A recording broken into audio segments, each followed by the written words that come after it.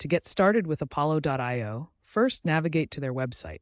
You'll see their landing page with options to sign up. Click the Sign Up button in the top navigation menu. You'll need to provide your email address, create a password, and enter basic details like your name, company, and role. After submitting this information, Apollo will send a verification email. Click the link in that email to activate your account. The sign-up process should only take about 5 to 10 minutes.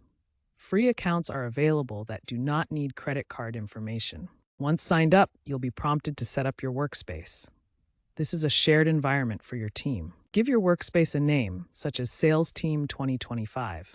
Next, invite team members via their email addresses and assign them roles, e.g. admin, member, viewer. To unify your workflow, integrate your CRM like Salesforce or HubSpot and email tools like Gmail or Outlook. You can also customize your workspace by adding custom fields and setting up data enrichment rules. Remember to enable two-factor authentication for added security. Following workspace setup, explore Apollo's prospecting and enrichment features to find leads and enrich contact data.